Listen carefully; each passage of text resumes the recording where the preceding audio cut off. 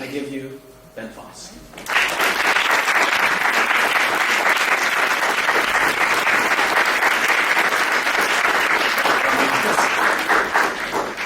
I stuck this in my shirt earlier, so I should be able to just use that. I'm wearing my thank you, Ben. I really appreciate that. Typically, people read a bio, and I get to quip that I appreciate the person doing that because I couldn't have read it. In this context, Ben went for the heart instead of the head, and I think that's kind of the central theme of this talk, is that I'm encouraging all of you as people who are dyslexic and or ADHD, dysgraphic, the whole family, or a family member or a teacher, someone who's involved in this world as an ally, to start thinking about this world of learning disabilities in a different way. People have been telling you it's all about the head, and I want you to start thinking about the heart, because that's what actually drives lives. That's what changes people and makes them independent. And I want to give you some tools and some concrete things that can help you think about that. So why don't we start by moving forward a slide. I am here wearing a lot of hats. This is one I wear. I'm the founder of a national organization called Headstrong Nation. Headstrong is the national organization for adults who are dyslexic. And when I use the term dyslexia, and I'm going to use it throughout the talk, I mean dysgraphia, dyscalculia, dyspraxia, ADHD, central auditory processing disorder, all of the above. Okay? It's just one word I use. And I choose dyslexia because it's actually, if you do the polling, it's the term everyone's heard. And they know it means more than any other term, which is to say not much, but I'm just going to start with it. So this organization has been around since 2003. It's called Headstrong Nation because I think of us as a nation state.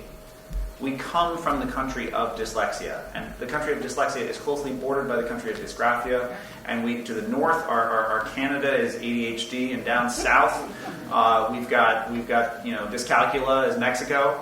And that is our nation state. And we sit within a larger continent, which is that of the people with disabilities. And we then cross over into the mainstream and have to deal with menus and forms and standardized tests, and we have to adapt in the same way that when I travel to France, I have to figure out that in France you need to call a waiter over because they consider it rude to impose on you by coming by your table to provide this thing called service. Right? Whereas in the U.S., if you ever call a waiter over, you seem like a jerk who is going to get his food spit in. So you have to understand the culture that you're in, and I think that's a metaphor that works well for me. That's my Twitter feed if you want to follow it, if you tweet. I always think of myself when I tweet as a twit. So there we go. Let's go on to the next one. I'm also here as the author of a book that's going to be coming out. The Space Bar? No? Okay. Escape? All right. It works. So this book is called The Dyslexia Empowerment Plan, a blueprint for renewing your child's confidence and love of learning, because that's the goal when you think about empowering a kid to be independent. And I want to talk about three big things. The first is figuring out your kid's profile. The second is teaching them how to be an advocate. And the third is creating a community for yourself and for your child. Let's go one more forward. This was the part of the flyer that blew me away when I saw it, because they had photoshopped it onto an actual book. Right now, as a dyslexic person who did never read books when I was a kid, to see my name on a book was a real mess with me moment. It was sort of like, wait a second, hold on. So that was cool to see. So this will be out in August, and I'm just going to give you kind of a preview of some of the content here. Let's go to the next one. So this is where dyslexia starts for me and where it finishes in many ways. I highlight in this image the physicality of dyslexia and all of the related profiles. I refer to it as a non-obvious disability. It is not invisible. It is non-obvious, because if you know what tools to look with, you can see it. This is an fMRI. It is a functional magnetic resonance image of a brain while reading. What they do is track the level of oxygen in the brain, and the demand for oxygen in any region of the brain indicates activity, because they're asking for a refresh, right? So on the left side is a group of people. This was a study done at Stanford Medical School in about 2001. This is on the left here as a non-dyslexic person. You can see the temporal parietal lobe. If you put your finger up right above your ear, that is where the temporoparietal lobe is. That is the language center of the brain. Language is an innate feature of humankind. All human beings tend towards language, and barring some, disability, kids will learn to speak very early. About the age of 1, they start coming up with language. Written language, on the other hand, is a recent invention. Brand new, really, when you look at the history of human evolution, about 5,000 years old. And more recently, it's only within the last 100 years that we have an expectation that the majority of our population will read. And it's really only in the last 50 years, if you actually break down the legal structure of who actually got into schools and who was included, that we've actually said, okay, maybe we'll let everyone try. And suddenly it's everybody has to read, right? That's now the norm, right? And you'll hear that term a lot from me, normal. Normal is a setting on my dryer. That's all it is. Right? I've stolen that line from my mother, who stole it from somebody else. The key point is that there is no such thing as normal. And when you begin to look at gender and race and height and nationality, there's no center point in all of it, but everyone thinks they're the center. In the way that we used to draw the map of the universe with the Earth at the center, we figured out it actually doesn't exist, and now we just admit we don't know where the center of the universe is because it might be expanding or not. Same thing here. Language is cultural. In the UK, they spell words differently than in the US, right? The word color in the UK is spelled differently than in the US. Who wins? Well, you're both right, or you're both wrong, but it's just a social decision. And remember that as you start judging objectively a child based on whether they can spell or not, because this is a choice that we've collectively made to start with. It is not a reality. Now, I'm the guy on the right, and when I say I'm the guy on the right, I mean literally, that's me. I was in this study, and that's my brain reading on the right. Notice how there's zero activity in the temporoparietal lobe? It's like a desert. Over here we got a Christmas tree, and over here we got 3 days after a party and everyone's gone home, right? So that's basically, when I saw this was important to me, and I'm going to come back and talk a little bit about it because it gave me some identity, and it made me feel good about who I was when I saw it, and we'll come back to that. So let's continue. Now, I want to talk to you a little bit about testing and the nature of testing people. There is an allure of numbers. I've stolen that phrase from a book called The Mismeasure of Man by a guy named Stephen Jay Gould. He's a Harvard professor. Turns out his son's dyslexic. He learned this in chapter 17 of the book. And he said that there is an allure of numbers. As soon as someone tells you, I can give you a number to describe that, everyone wants it. What's my number? My IQ score? My SAT score? My grade? Tell me, I want to know, right? Well, that number is, again, a made-up number by some people who put together a system for evaluating. This comes out of the WAIS-4, which is a particular study. Some of you, anyone ever run across a WAIS test before? Hands up, come on, teachers, you've all seen them. These are intelligence tests. I believe it's the Wechsler Adult Intelligence Scale. Yeah, Wechsler. So Mr. and Mrs. Wechsler came up with this scale, right? And they threw it together, and they say, look at this thing. Tell us the ways in which you can create this shape color at the top, right? Now, all of you are trying, you're trying to figure out all the different options. I'll give you a couple. You could take 6 on the left, and you could take 1 and 2 and put them together. Oh, look, we've created it. Great. Or you could take 6 and 5 and put them together, and that could do it. Great. So there's actually about 3 combinations that they'll accept as the answer. It's basically those 2, right? That's the answer. Done. As the dyslexic, I look at this and I was like, but I could stack them. I could take 4 and I could put 1 and 2 on it. Or I could take 3 plus 2 plus 6. Or, and pretty soon I'm like, and I could rotate them. And they come back and but there are only 2 right answers. I'm like, no. You are much more limited in your answers, right? And so this notion of an intelligence test built around that as your idea of normal, right? They came at it in a very linear approach. And the dyslexic mind, and I think interesting minds, will come at it and say, wait a second, there's about 7 different possible answers here. And that is telling you something more about the test than it is about the individual. So when you take your kid to be evaluated and you get a designation out of them, remember that they are coming out of a mainstream way of thinking about things, a normal way of thinking about things. And do not accept this as a default. Now, your child has weaknesses, I guarantee you, and strengths, and we can talk about that as we go forward. but that's a much more relevant and interesting language to articulate their strengths and weaknesses rather than their intelligence score. Because their intelligence score is a made-up number by Mr. and Mrs. Weschler back in the day. That's it. That's all it is. So let's keep moving forward. This is something that I put in the book, and I found it to be a more relevant way of thinking about the strengths and weaknesses of a person. These are 8 different skills that I have seen in dyslexics and in greater humanity in relative distribution. Verbal, social, narrative, spatial, kinesthetic, visual, scientific, mathematic, and musical. Each of them describe a different characteristic and a different skill set around your ability to be strong. Now, I want to be careful here. I am not telling you that you secretly have a superhero child who is off the charts amazing at one of these things. I'm not saying that there is some spidey sense that comes with dyslexia. What I'm saying is all people should figure out their top 3 strengths and play to them. Think of it this way. If you think of your mind as a geography that you have to get into, for me, I cannot get in through the eyes very easily when it comes to text. There are 3 types of reading. There's eye reading, there's ear reading, and there's finger reading. Blind people read with their fingers when they read Braille. I can't do that. Haven't learned the skill, don't know how they do it. Visual reading, can't do it very well. I can't do it. But audio reading, I'm good at that. And I will show you a little bit later a device that's going to read much faster than any of you can audio read.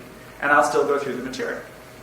Now, these relative strengths, I take you through a little quiz in the book. How do you identify your kid's strengths? And then we go through strategies on how to play to those strengths. So in that geography metaphor, if your visual path is not the best one for text, that's kind of a rocky, cold mountain pass, like it's the Donner Party. Anyone ever know them from history? Didn't work out well, just so you know. Look to your right, look to your left, you'll be eating one of these people later. That's basically how it went, okay? Now, if the Donner path is my option to get information in, or I can go through my ears, which is like a sunny it's basically like Hawaii, right? It's like the North Shore of, Kauai. It's beautiful, it's free drinks for everyone. Sure, come on down, or don't come, it's fine. That's the way I want to learn, right? So I'm going to go through the ears, and that's going to be one of these vectors. Go forward one more. So I did the quiz myself, and I come out to be extremely verbal. And very social and good with a narrative. Visual, kinesthetic, spatial. Musical, not so much, right? Like that's me. But just to make a point here, all dyslexics are different. I also had Ben Powers take it about an hour ago. And then we put his numbers up. Well, here's how he came out. Extremely visual, highly spatial. He pegged the needle in every single category of spatial. 5, 5, 5, 5, 5. All the way. Versus visual, a little weaker, not so great. And narrative, I was actually a little surprised. I think of Ben as being great at telling a story, but he looks at that and he's like, yeah, it's not my greatest strength. I can put together a Rubik's Cube much better than I can put together a narrative in a play. Something like, Ben, is that a good guess? Yeah. So that's his strengths. And so he's got to play to those strengths. And so he's got to adjust knowledge into his strength areas. So if spatial is big on his list, instead of doing a science class where we look at drawings of frogs, let's get some frogs, right? And let's play with them, and he's going to do well in that context versus dealing with the theory of the frog. And that's playing to strength and learning the underlying information. I'm not a big fan of the term learning disability. Most people, when they hear that term, they don't like it because they don't like the word disability. Wrong. I'm good with disability. I have a major disability when it comes to reading. I don't read well. The old term for dyslexia was word blindness, which I actually think is a pretty good term in some ways.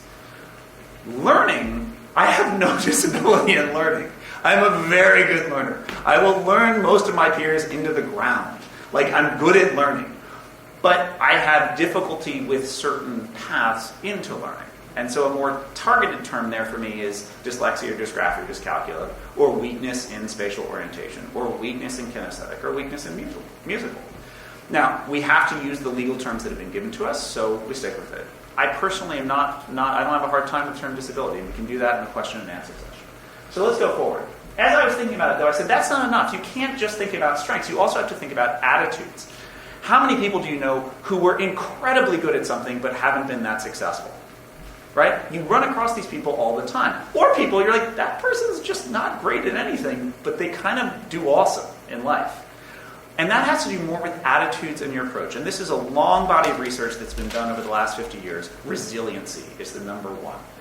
the ability to get back up and bounce back. How do you encourage resiliency? Two things, it turns out.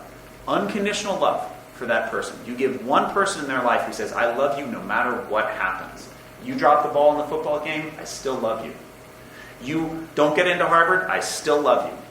You pick up some habits that are really not good for your health or your society, still love you. That person helps you build resiliency because you realize you can always come back from whatever it is. The other one is having responsibility commensurate with your skill level. So doing some work that you can actually do. So that may be cleaning out the garage, or it may be publishing a website. Whatever your skill set is, doing it and feeling like you created something.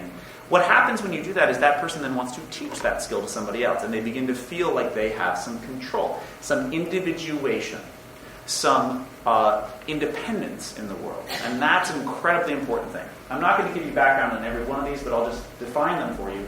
Integration of LD. For me, this is being comfortable about being dyslexic. Not having it be something you say under your breath. You're not dyslexic. That fear creates so much extra work for everyone involved. If you're hiding, if you're running from it, if you name it and own it, it's just a thing. It's like having a beach ball that you hold underwater, right? It's hard to keep a beach ball underwater, but if you let it go, whoop, I got a beach ball, hi, move on, right? Not that hard to stay with it. Self-awareness. Are you good at stuff or not good at stuff? You should know that. Your kid should know that. Does your kid know, hey, I'm not great at being on time to stuff. I just never have been. And just be aware of that and communicate it and build in some systems that make it better. Proactivity. Taking action, thinking about, am I going to do something today? Am I going to get up out of bed? Am I going to make myself something for breakfast? And am I going to go try something new today? Proactivity turns out to be extremely important. Emotional stability. Reacting in proportion to what happens. When you throw a rock into water, water will move how much? Just the right amount.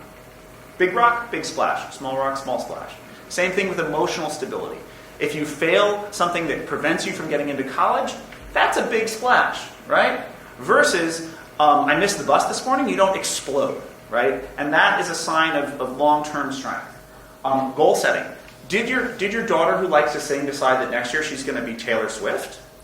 Probably not going to happen. Just saying, right? Versus, I might be able to get a role in the school play.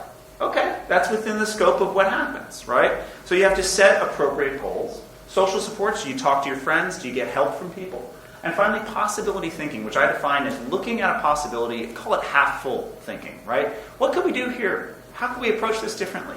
If you walk in and see the seats here sitting out in rows, how else could we do this? Could we do a circle? Could we have some people walk around instead of sit down? Just let's approach it a little differently than what we were told how to do it. That turns out to create real change in our society. If you think about an engine, fine-tuning it and doing it the way you were told, you can take an engine from about 35 miles a gallon up to maybe 38 miles a gallon. But when you come up with the idea for a hybrid, that thing goes to 60 miles a gallon, right? Just if you change the way we're doing it, you get a new thing. One more? I want to give you one more framework here to think about disability and your child. And I want you to understand that term for all of its nuance. There are two things you need to think about disability when you think about it. First is, was the disability innate or acquired? And is it obvious or non-obvious? This creates a different profile for the individual. So this is going to be 4 on this slide. First, I'm in the non-obvious innate. So I was born dyslexic, and it's not obvious to people. Now, interesting thing about innate disability, people don't tend to want to get rid of it. Every about 6 months, someone approaches me and says, Ben, if you come to my program, we will teach you how to read different. And we're going to put some glasses on you, and we're going to have you hop on one leg. It's going to be amazing. And I'm like, well, I did a JD MBA from Stanford, so why am I going to your program? And they're like, well, because you'll be able to read. I'm like, but what's the value of reading? And they're like, so you can, be normal? And I was like, I don't want to be that. And they're like, oh. And we kind of have a little falling apart in the moment there. I don't want to change who I am. Let's keep going. Versus acquired. People who acquire a disability tend to want to revert to their native state. Someone who's in a wheelchair tends to want to get back to walking because they grew up that way. Their identity formed in that context. Some of them don't, some of them do. But many will revert back to wanting to be a person who walks around. Not an absolute rule, but that's a trend that you'll see. And I think many people think of disability for everybody in that category, so that they want to get back to this state that is normal, when in fact, they want to get back to the state that is them. That's the most important thing. 2 more. On the right, non-obvious acquired, type 2 diabetes. this person, you can't really tell. I can't tell. There are some people in this room who are diabetic. I can't tell who you are. It was acquired. So you may wish that you didn't have it, or you may not. You can decide how you want to integrate that. But it's a different category of disability. And then finally, innate and obvious. So this is a woman named Amy Mullins, who is a sprinter for the U.S. She did not murder anyone, just saying. That was a call out. I'm just gonna. She's an amazing sprinter and runner for the U.S. She was in the NCAA championships. She went on to become quite famous. You can see she has prosthetics for her lower limbs, and she has figured out how to do fascinating things. One of my favorite stories about her is that she was picked by Alexander McQueen to be in a fashion show, right? Pretty cool. And he designed her some legs because he wanted to play with material on legs. So he designed her Alexander McQueen legs. So she's walking around with them.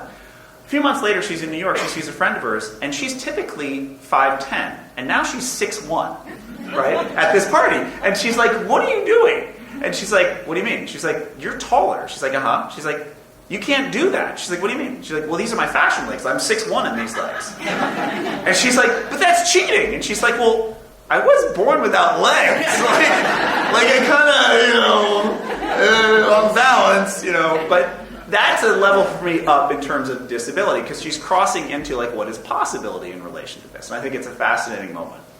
Going on to the next one. So here's the Intel reader, which we heard about earlier. This is it right here. I'm just going to step out of camera and pull this back. Take my phone with me too. This is the Intel reader. It's a handheld device that takes a photograph of printed material live on the spot. I don't work for Intel anymore. It's actually still in the marketplace. And here are the things that are interesting about it. It reads everything aloud, so it's got the menus. Don't drop it. Shoot mode. Settings. Right? I can blow up the font so you can see it Text size. at a distance. Text size. Good if you've got visual impairments, right? And then it does this thing, which I can take a picture. So now it's got a camera running on the front of the screen, right? So here I have the this. I don't read so well. It's your pamphlet, and I just hold it out like this, and I take a photograph, right? So Press U to capture an image. Focusing. So it'll give me feedback. The old saw at Intel was do a demo, lose a sale. It inevitably goes a little wacky.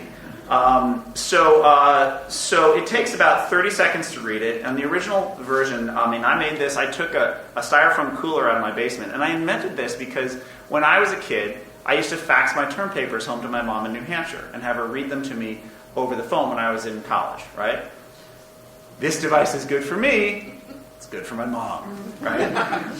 So if you have this, anyone have this pamphlet lying around? Did you guys bring it? Anyone feel comfortable reading aloud just one sentence or two?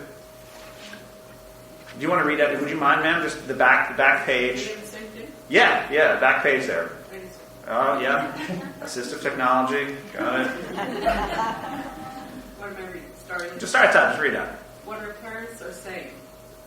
Last year's experience at Eagle Hill was incredibly enriching for him as he flourished in the small class size. Cool, we got it. So, That's what our parents are saying. Last year's experience at Eagle Hill was incredibly enriching for him. right? So it's just reading out what was on that document. Guide menu. Device status. Let's go back. And so, G. Flourished. flourished. There's a word I couldn't spell. Flourished.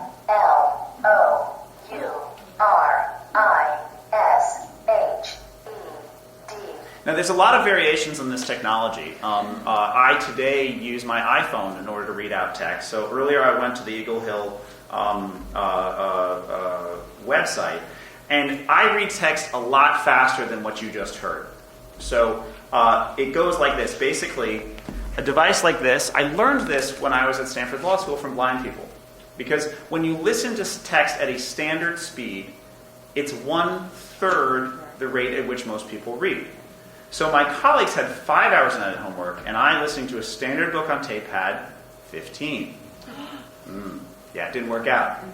So I had to accelerate the speech in order to catch up. So this is how that works. Voice speed menu, 110 words per minute. Selected. 100 words per minute. 100 words per minute. Selected.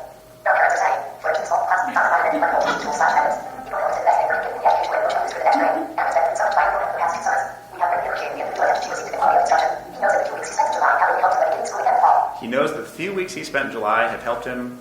You'll find it on there. So that is the magic trick. I can also do it with an iPhone. So this is sitting in your pocket. Did I get that right? Yeah, okay. This is now my phone reading.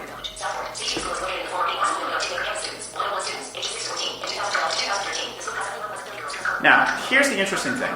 Before you start going for the Spidey sense argument, right? If you, as a mainstream reader, followed the words, that's what your reading speed sounds like. And that's the thing to remember, is that it seems normal to you. I look at you doing it and I'm like, holy moly, that person reads fast. And I'm up against them in law school and I'm screwed. Versus in my mode, I switched modalities and it works well for me, right? So I'm not going over the rocky path, I'm going through the sunny meadow. Your sunny meadow is visual reading if you're a mainstream reader. If you're dyslexic, you're like, yep, seen that movie, know how it ends. So you have to just switch your perspective on what is the mainstream way of doing it and get the goal right, which is learning. Let's go to the next slide. Now, there's lots of other tools. There's Clara Reed's great speech engine. I use Dragon, naturally speaking, to write. People ask me how I wrote this book. I spoke, it wrote it down. I also had a great writing coach over here, Pam Laughlander, who was there to say, Ben, why don't you just cut that part down? I'm like, awesome, all right. Learning Now and Bookshare are great sources of information. These are places where you can get free audiobooks available. For the record, I've already agreed with Ben. We're going to get this PowerPoint slide put in a public place, so if you want to go back, you can get it. You don't need to take notes on everything. Apple, love what they do. Microsoft, they're everywhere. So that's great. Now, that's the tools. But let's go back to what about the attitudes? Let's go to the next slide. So this is Engadget, which is the #1 blog for people in technology. So slowly, you can tell who's dyslexic, who's getting it. So the headline says, Intel Reader reads books to the lazy and the infirm. This launched the week we launched this product. And I had met with Walt Mossberg at the Wall Street Journal. I'd been on CNN. We were feeling great about the press, and then this went up. And I saw it, and at first I was a little annoyed. But I switched to starting to think, wait a second, thank you, because you actually wrote down what is an unarticulated experience. This is what the bully in a mainstream school is saying and thinking on the playground, right? This bully happens to have a website that is the #1 blog in technology. And by the way, I pulled this screen capture a week ago. It's been up for 4 years. They left it, right? Why? Drives traffic. People come to look at it. This is the experience that is happening for your child in private because they pick up these messages from their peers. When a kid is young, there are 3 people who they look up to, right? They look up to their parents, their teachers, and their friends. And if you're dyslexic, somebody's cell phone's going. If you're dyslexic, the odds are your friends and your teachers are probably not in your camp. And I'm not talking about any teachers here. I'm saying what the default is in a mainstream school. So you hope you got your parents with you. And obviously, every parent who's here tonight, you are with your kids. Because you wouldn't be taking the time to come down here and hear a talk like this if you weren't an advocate for them. And the teachers who are here, you are with these kids. But you have to think about what the emotional toll of this can be, to have that coming at you every single day. Let's go on one more. I want to give you just one brief comment. In the book, I talk about the law a little bit. And there are 3 acts that you got to get to know and understand at just a high-level way, mainly because you need to be able to scare your school. Now, the reason I say that is these 3 acts are your bodyguards. These are President Obama's bodyguards. They flank him everywhere he goes. And you know what the effectiveness of a bodyguard is? The bodyguard who does nothing. Just stands there in sunglasses and looks really menacing. Right? Because if the bodyguard goes and does anything, then the other people get out their weapons and it gets messy. And you just want to be able to imply that this guy over here in sunglasses might really not appreciate you doing that. These little subtle threats. So the Individuals with Disability Education Act, that is pronounced IDEA, not IDEA. The Section 504 of the Rehabilitation Act of 1973, Section 504. and the Americans with Disabilities Act. And I put them in this order because these are their relevance relative to your child. The first one is the money. This is the money that the federal government puts into special education. The second one is the right as established within government programs, and pretty much every school in America is a government program at some level. Even private schools, they will get some amount of money that is for drug fighting programs, or they'll get some amount of money that's for physical ed. And that $1 of federal dollars in their school triggers this right. And finally, there's the Americans with Disabilities Act, which was passed in 1990, and I will point out, signed by President H.W. Bush and brought to that place by Ted Kennedy and Bob Dole. Disability brings people together because we all have family members, or we are people with disabilities. Bob Dole is a guy with a disability, right? He's got an arm that doesn't work well because he was injured during the Second World War. And that's part of his story. You look at Ted Kennedy, his family has plenty of people with disabilities in it. They started Special Olympics and they really care about it. And you look at George H.W. Bush and he has family members as well. So if you begin to talk about weakness, you actually can find strength in community. And that's where I'm going to end. We're going to go down to community now. I want to do a very brief history for you of why you were part of a movement. You are part of something that is changing our society. And here's the mechanics behind it. So we're going to go through this very quickly. In 1954, 1954, they passed the Brown versus Board of Education, or the case was settled. And this says separate is not equal. That was a new principle in education. Then, in 1975, again, we had the Education for All Handicapped Children Act, which became IDEA. In 1975, earlier than that, parents of kids with disabilities came and said, wait a second, don't we get to be included too? If blacks and whites can go to school together, can't people with disabilities and without disabilities go together? And the court agreed, and then the federal government was like, well, we got to get some money for that. So they came up with this law, and they funded it. Then, that's me at the age of 8. I was identified, as were hundreds and hundreds and hundreds of thousands, because there's a provision in this law called child find, where the school has to go find you, right? And the finding of you creates what I call the dyslexia baby boom. Happens in about 1980 to about 1990. And suddenly there's just this wellspring of it. If you look at Learning Ally, which was before that Recording for the Blind and Dyslexic, their membership for 40 years had been about 10,000 people, the blind folks. It is now 300,000 because of this law. Boom, we found them. They didn't become dyslexic, let me stress that. They were dyslexic and we were ignoring them, and then we put a bind on the school that said you have to include them. Next. Fast forward.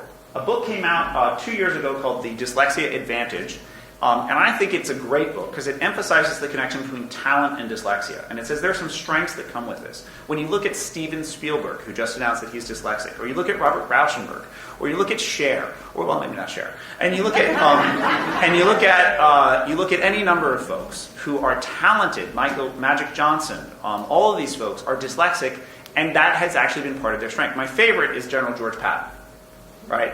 Here's a guy that finished 139th in his class his first year at West Point. It took him 5 years to get through it. Now, he also turns out to be the single best field commander of the U.S. military in the 20th century. Maybe in all military forces. He took more of France in less time than anybody ever, right? But he's 139th in his class. Well, who's broken there, Patton or school? Right? That is something I think you need to internalize. And if you read his letters, and they're in the book, if you read his letters, he hated himself at 18. He thought of himself as a failure. He couldn't understand why his classmates were beating him out, why he took an extra year. It was shame on his family, which was a military family, that he couldn't get through. But you know what he did? He decided to finish first in deportment.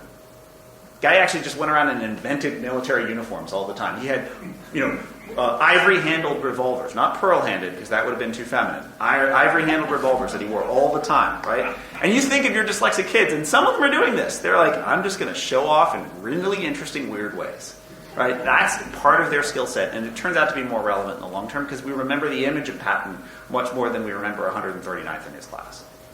Follow through here. This is not my child. This is my best friend's child. But click it again. The reason there's a movement is because I closeted myself. I told no one about my dyslexia between the age of about 10 and about the age of about 30. I kept this as a state secret. You couldn't pry it out of me. But I started talking to people and I realized I enjoyed it. What's driving most people to come out and talk about it is their kids are getting identified, because this doesn't come from the water. And when you've got a kid you got to support, talking about it and doing something scary is an okay thing to do. And that is driving what I call the dyslexia baby boom. And that's where we have adults talking about it a lot more. And that's where you're going to see it in the media, and your kids have an opportunity to be part of that. If they want to go hang out with Charles Schwab and Richard Branson and John Chambers, who runs Cisco, and all of these successful entrepreneurs, it turns out 35% of entrepreneurs are dyslexic. That's an amazing number. 35%. We're also 41% of prisoners. Not mutually exclusive. Just saying. Next slide, please. A couple of resources for you to go and check out. I won't go through all of them. Well, I will very briefly. I do want to call out, is Jane Ross here? Yes, she is. Smart Kids with LD Online is a great local resource. I'd also check out Decoding Dyslexia. This is a group of pissed off parents across the country. They're in every state, and they're lobbying, and they're getting the rules changed. I think they are great. National Center for Learning Disabilities, they're down in New York City. They've got some of the best data if you need any information that's about, like, give me the numbers, give me the quantifiable stuff. And coming soon is a site called Dyslexiaville. It's made by a filmmaker who won an Oscar 2 years ago. It's targeted at kids, and it's an online community for kids to hang out. There's something involving penguins online. Someone know about this? What's the penguin thing? Papa Penguin. Yeah, right. Okay. She's like, it's like Papa Penguin, but in the context of dyslexia. I'm like, great. Okay, awesome. I have no idea what that is, and I'm glad, because it's kind of creepy and weird if I did. So let's go forward one more. This is what I'm doing right now. This is the integration symbol, the integral. I talk about dyslexia integration and integrating it into your life. I believe so strongly in the strengths of dyslexics that I'm working with a couple of other prominent dyslexics to start a venture capital fund. Raising money from the top 10 dyslexics alone, if we did that, turns out they're worth $30 billion. When you actually break down their wealth, Steven Spielberg and Charles Schwab, we haven't approached any of them yet, still in the early stages here. May not work out, right? But we want to try it. And we want to take capital from dyslexics, raise about $100 million, and invest it in young entrepreneurial companies, and turn around and then take a piece of the carry, a piece of the proceeds, and reinvest it in the movement. Dyslexic money in, dyslexic money out, change for the community. It's called Integration Ventures. We want individuals to integrate themselves. We want to integrate us into the community, and we use the complex process of mathematical integration to solve hard problems. That's our logo. Finishing up on the last slide, we'll end where we began. I'll tell you, when I got this image, it was when I was at Stanford, and I came into the meeting, and the night before I'd begun to freak out because I'd done all this testing. And it occurred to me, I might come back not dyslexic. Because if I do, I got a real problem. I'm getting extra time. I am getting books on tape. I'm like, oh my God, I'm a lazy liar. And I'm really nervous about this. And I go into the meeting with my person, she's sitting on the other side, and she's wearing a lab coat, she's got a clipboard, and she's not making eye contact. And I'm like, oh, okay, you can handle this. And I'm like, and she's like, and she's like, I don't know how to tell you this, Ben, but you're really dyslexic. And I'm like, really? And she's like, yeah. And I'm like, awesome. And she's like, well, what do you mean awesome? I'm like, awesome. And she's like, well, your broad reading score, you're at the bottom 15th percentile. I'm like, great, tell me more. And she's like, well, rapid naming, which is figuring out a letter. You're like, we don't actually have a number to describe it. It's like, and she literally, on my testing, it has less than 1%. It's like the little alligator, alligator eats more cookie symbol, and I'm like doing backflips, and she can't figure it out. And that moment for me was what I consider to be my moment of integration. And I think of people who are dyslexic in this way: before dyslexia integration and after. After dyslexia is ADI, before is BDI. If you are ADI, you are much happier and much more independent. If you're BDI, you are putting about 20 to 40% of your energy into holding this secret in the closet. And once you integrate it and bring it out and make it part of who you are, you can then start doing interesting things with your life. So I encourage you to find your own path there and to embrace your child for everything that they are, to embrace your students for everything they are, and to embrace yourself for everything that you are. Because the core of this is shame. Shame is feeling as though you are an unworthy person. You are not a member of a worthwhile club. And I want to tell you, you are a member of a worthwhile club. It's one of the coolest clubs in the world. And if you stand up and embrace the flag, you can be part of it. I'll leave it there. Thank you very much.